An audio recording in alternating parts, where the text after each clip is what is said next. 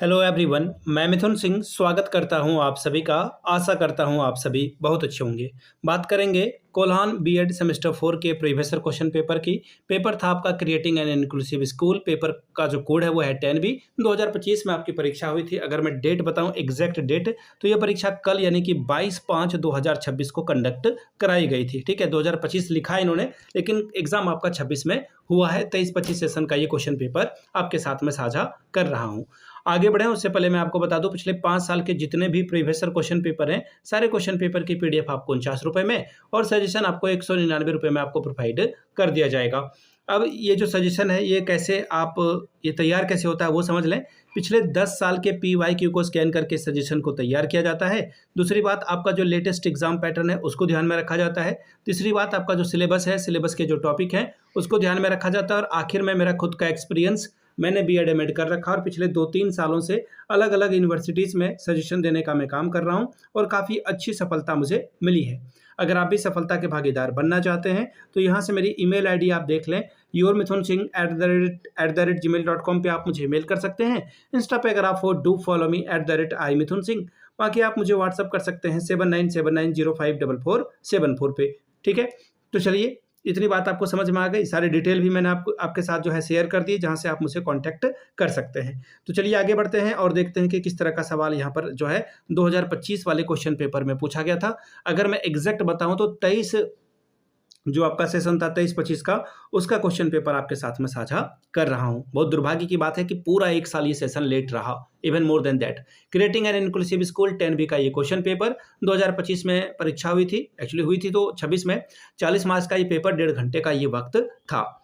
अब यहाँ से देख लीजिए, ग्रुप ए की बात करते हैं। कंपलसरी ये ग्रुप है। सबसे पहले आपसे 10 छोटे छोटे जो है सवाल MCQ टाइप के पूछे जाएंगे, इसका जवाब आपको देना है। ठीक है, और इसके लिए आपको 1-1 नंबर रिवॉर्ड के तौर पर मिलेगा।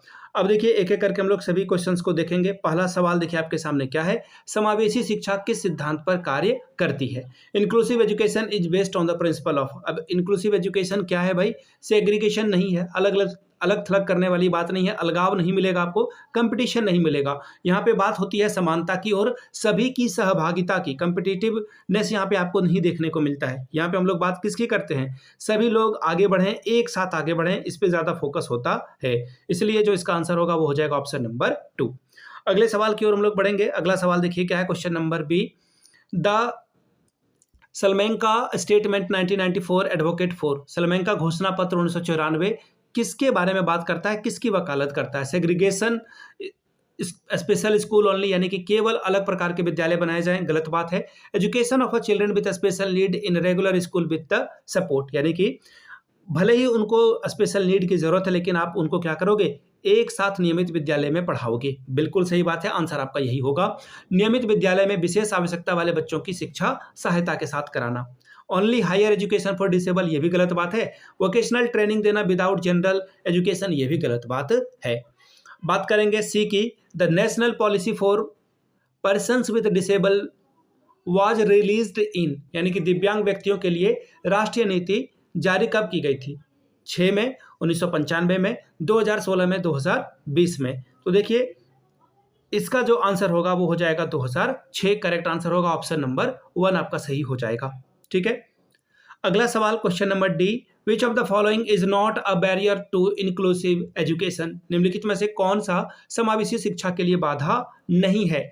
नेगेटिव एटीट्यूड्स एंड स्टीरियोटाइपिंग, ये गलत बात है। रूढ़िवादिता अगर आप दिखाओगे तो बच्चा आगे नहीं बढ़ेगा। अगला है इनएक्सेसिबल फिजिकल इंफ्रास्ट्रक्चर, ये भी गलत बात है। अगर कोई चल नहीं सकता है, आप उसके लिए रैंप नहीं बनाओगे तो फिर वो जो है आप एक साथ आप लोगों को आगे नहीं बढ़ा रहे हो, दोनों आपका कटेगा। तीसरा है इनएक्सेसिबल, तो कट गया, ये भी कट गया। तीसरा देखिए लचीला पाठ्यक्रम और मूल्यांकन, फ्लेक्सिबल करिकुलम, बिल्कुल जहां फ्लेक्सिबल वर्ड दिखे ये अच्छी बात है। ठीक है, बोला गया लैक ऑफ टीचर ट्रेनिंग, ये तो गलत बात है। आंसर आपका 3rd वाला सही है। अगला सवाल, which commission first emphasises the need for integrated education in India. Bharat में एकीकृत शिक्षा की आवश्यकता पर सबसे पहले किस आयोग ने जोर दिया? इंटीग्रेटेड एजुकेशन की बात जो है सबसे पहले किसने की थी? तो देखिए इसका जो आंसर हो जाएगा वो हो जाएगा कोठारी कमीशन, जिसने जो है ट्राई लैंग्वेज फॉर्मूला भी दिया था। और कोठारी कमीशन 1964 से 66 तक चला है। ये भी क्वेश्चन जो है कई बार पूछा जा चुका है। आगे बढ़ेंगे। डिसकैलकुलिया, कैलकुलिया यानी कि कैलकुलेशन वाली दिक्कत, गणित वाली दिक्कत, यानी कि पढ़ने में दिक्कत नहीं आएगी, बल्कि गणित अवधारणा और गणनाओं में समस्या आएगी, मैथमेटिकल कॉन्सेप्ट समझने में दिक्कत आएगी। कैलकुलिया से आप याद रखना, कैलकुलेट करना, कैलकुलेशन आपको कहाँ पे करना होता है, मैथमेटिक्स में। सीधी सीधी बात थी। अगला सवाल देखिए क्या है, how many categories of disabled are recognised under the right of a person with disabled act 2016।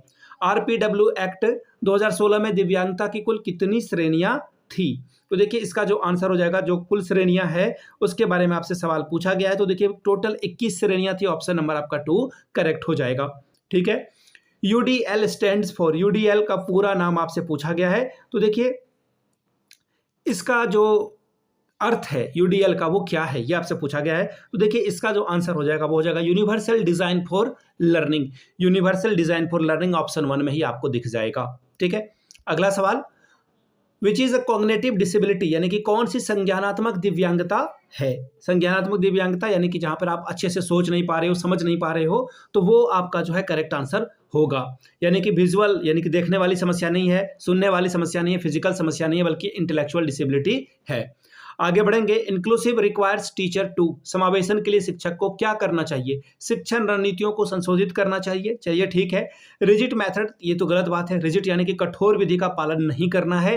Diversity को इग्नोर नहीं करना, यानी कि अगर आपके स्कूल में क्लास में अलग अलग बच्चे हैं तो इसको इग्नोर मत करिए, केवल जो टॉपर बच्चे हैं उन्हीं को पढ़ना। देखिए आराम से आपका आंसर निकल गया, ऑप्शन नंबर 1 आपका करेक्ट हो जाएगा।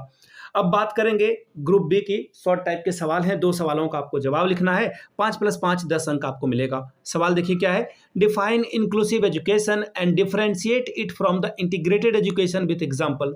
समावेशी शिक्षा की परिभाषा दें और इसे एकीकृत शिक्षा से उदाहरण सहित स्पष्ट करके बताएं। तीसरा सवाल, explain any 2 type of barrier to inclusive education and suggest measures to overcome them.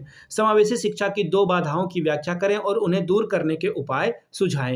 अगला सवाल, right a short notes on roll of a parent and community in creating inclusive school, यानी कि समावेशी विद्यालय के निर्माण में अभिभावक और समुदाय की भूमिका पर संक्षिप्त टिप्पणी करिए। सवाल number 5, describe briefly the identification and assessment progress for the children with special need. CWSN की बात हो रही है, विशेष आवश्यकता वाले बच्चों की पहचान और मूल्यांकन प्रक्रिया का संक्षिप्त वर्णन करें। बात करेंगे ग्रुप सी की। 2 सवाल का जवाब आपको देना है। सवाल number 6, inclusive education ensure equality and social justice discuss. समावेशी शिक्षा समानता और सामाजिक न्याय सुनिश्चित करती है, इसकी विवेचना कीजिए।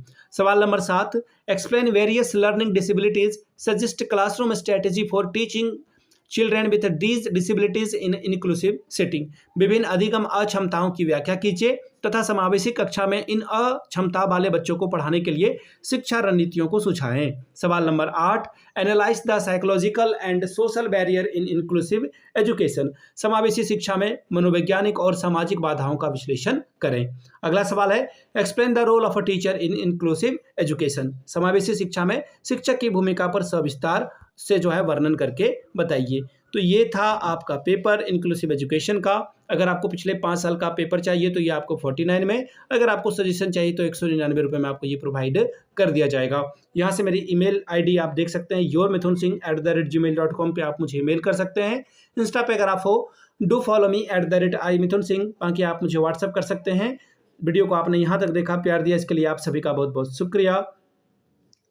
Thank you so much for watching this video. Have a good day.